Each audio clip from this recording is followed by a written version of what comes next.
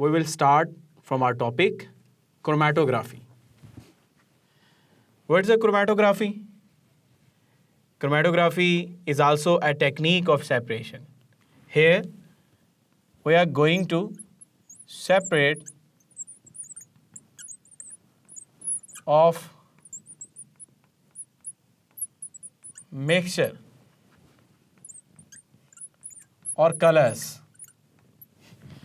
Different ions के different colours होते हैं. अगर वो एक ही जगह पे मिक्सअप हैं तो आप उन कलर्स को, उन आइंस को सेपरेट करने के लिए जो टेक्निक यूटिलाइज करेंगे that will be called chromatography. So I can say separation of mixture और कलर्स इज कॉल्ड क्रोमेटोग्राफी. और ब्रॉडर सेंस में इसके और बहुत सारे यूजेस हैं. बहुत डिफरेंट काइंड के केमिकल मटेरियल्स को सेपरेट करने के लिए यूटिलाइज करते हैं. होएवर यह हम जर्नल समझते हैं. वर्ड क्रोमेटोग्राफी अगर हम देखें तो एक वर्ड है क्रोमेटोस. फर्स्ट टाइम ये वर्ड यूज किया गया जिसका मतलब है कलर राइटिंग, और यहीं से फर्स्ट टाइम क्रोमेटोग्राफी का वर्ड जो है ड्राइव किया गया. अब हम देखते हैं क्रोमेटोग्राफी के बेसिक कंपोनेंट्स. अगर हम कंपोनेंट्स की बात करें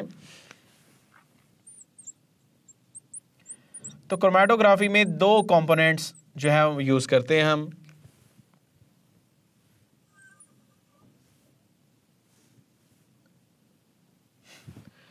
What are the two components? So, dear students, first is stationary phase and second is mobile phase. What is the stationary phase? Stationary phase may be liquid or solid.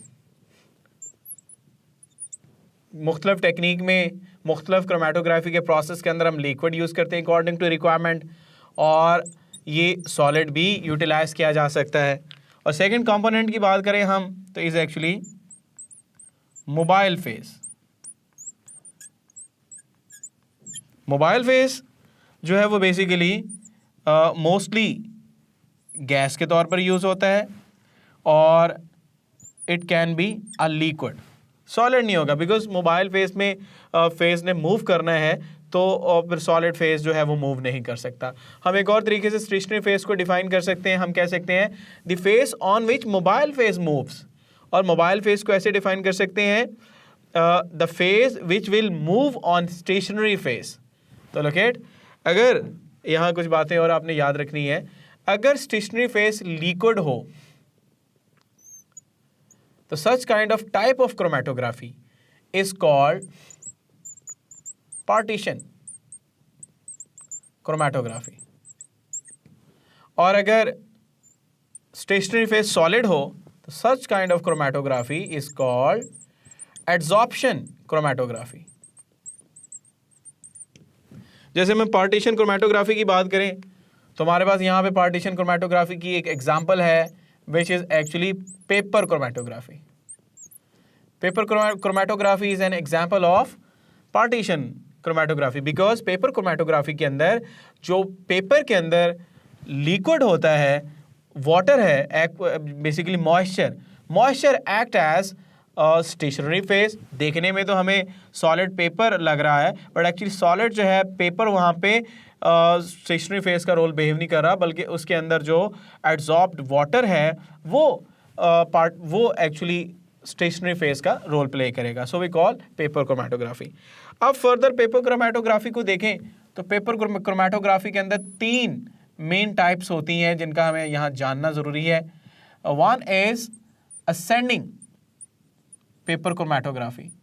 Ascending में normally जो mobile phase है वो against gravity ऊपर को move करता है on stationary phase.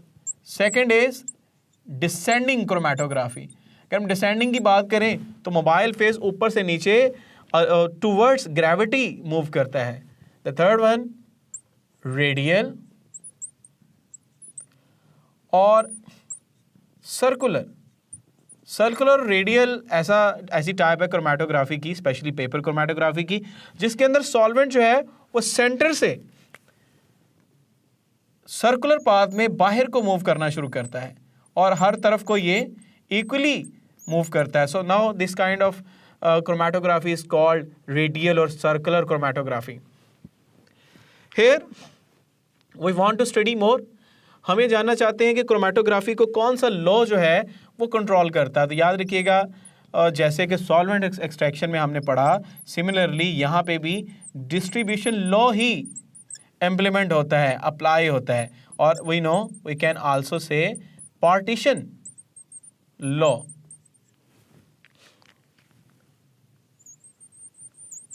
और हम पहले ही पढ़ चुके हैं. अगर हम पार्टीशन लॉ की बात करें तो यहाँ पे एक कांस्टेंट यूज होता है which is actually distribution constant represented by KD. Simply अब के भी लिख सकते हैं. केडी किसके बराबर होता है? Basically concentration of component, concentration of their solute और component in mobile phase divided by concentration of component in stationary phase. तो ये बेसिकली दोनों की रेशियो है. आपने एक बात याद रखनी है कि सम टाइम यहाँ से एंटी टेस्ट में एमसीक्यूज आ सकता है. और एमसीक्यूज किस तरह से पूछा जाता है, लाइक यहाँ पे केडी की वैल्यू की बात करते हैं, के या केडी की वैल्यू. केडी की वैल्यू की दो ऑप्शन है, या तो केडी की वैल्यू बहुत स्मॉल हो सकती है या ये केडी की वैल्यू जो है वो लार्ज हो सकती है. अगर ये बहुत स्मॉल वैल्यू तो आप देखें KD directly proportional to the mobile phase, KD inversely proportional to the stationary phase.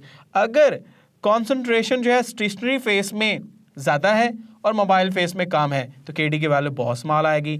अगर मोबाइल फेस में कॉन्सेंट्रेशन ज़्यादा है, स्टेशनरी फेस में कम है तो केडी की वैल्यू लार्ज आएगी. तो फिर आप ये कह सकते हैं small value indicates affinity of colours, affinity of solute with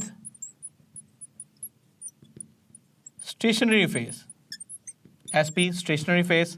और लार्ज वैल्यू ये शो करती है affinity of colours of solute with mobile face.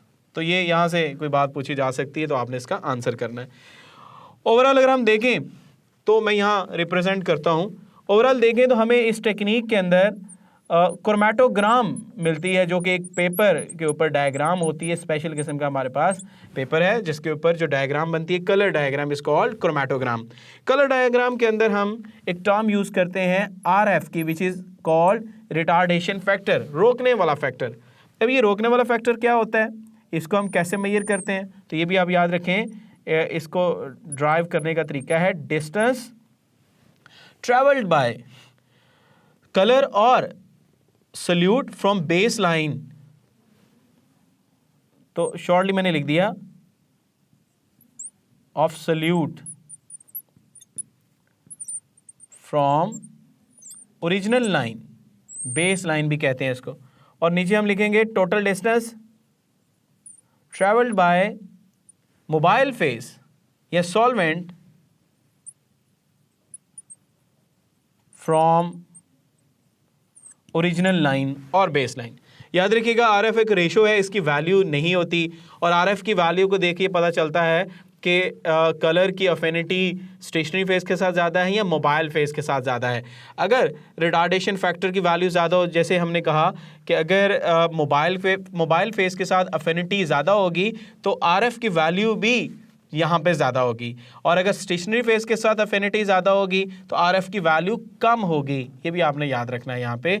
और यहाँ से कोई एमसीक्यूज पूछा जाए तो आपने उसका आंसर भी करना है. लास्ट में हम बात करते हैं यूजेस ऑफ क्रोमेटोग्राफी.